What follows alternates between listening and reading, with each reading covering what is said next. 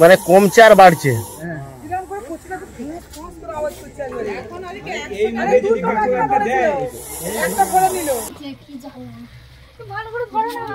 ধরেছি আমি যা ধরা বাবরি দিয়ে দিছিল এক্ষুনি, বিরাট বড় চন্দ্রবড়া।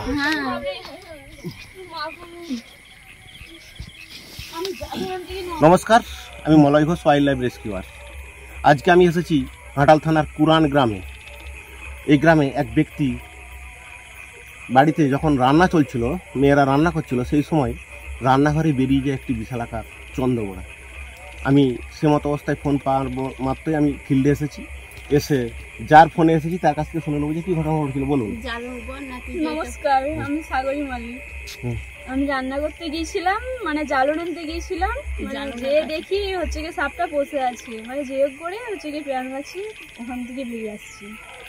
আমি ফিল্ডে এসে দেখলাম যে যার বাড়িতে এসেছি তারা তো ভয়ে আতঙ্কিত, কোনোরকম এসে প্রাণ বাঁচিয়ে ছুটে চলে এসছে।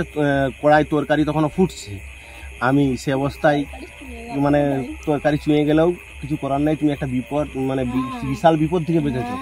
আমি সে মতো অবস্থায় সাপটি উদ্ধার করে নিয়ে যাচ্ছি। দেখতে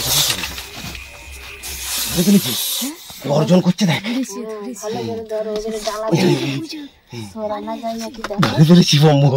দেখ কতটা সিকিউরিটি। এবার তুমি জালু টানো, জালুন টানো, জালুন টানো, জালুন টানো। আরে টানো না, আমি ধরে আছি তো সাপকে। কিছু মুখ বাড়াতে পারবে না ও। তুমি টানো না, ফাঁক করো, ফাঁক করো। আমি তো বলছি তোমাকে ফাঁক করতে পারো।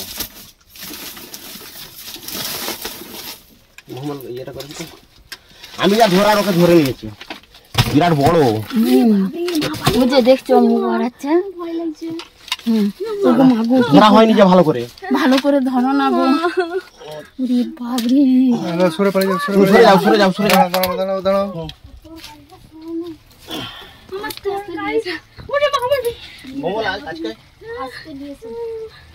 এই রে তরকারি ফুটছে তেমন অবস্থায়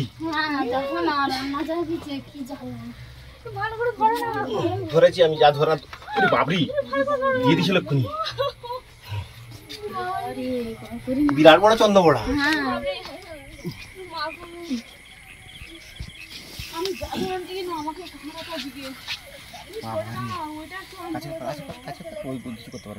এবারে ছেড়ে তুমি ভালো করে ধরো, সামনে ধরো। সামনে কথা ধরা যাবে না, একটা ইয়ে চাই। তোমার একটা থলে দাও।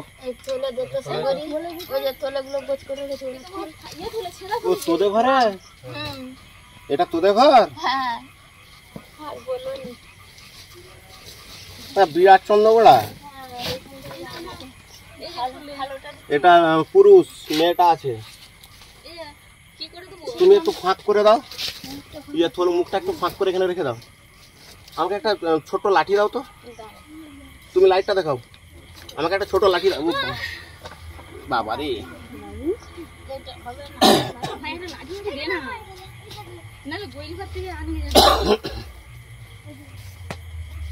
আমাকে লাঠিটা দাও। ওই লাঠি, ওটা লাঠি।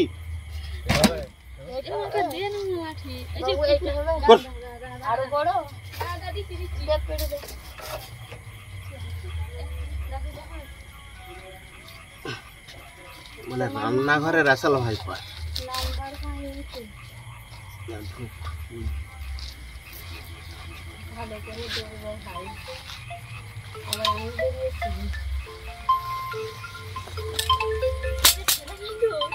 সুন্দর ছেড়ে গেল, দেখো তো কত সুন্দর ছেড়ে গেল।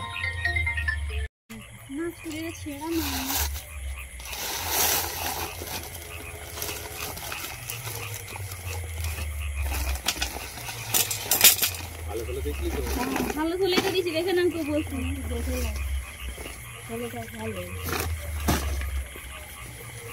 সেদিকটা ওই তো অত তুলা আছে।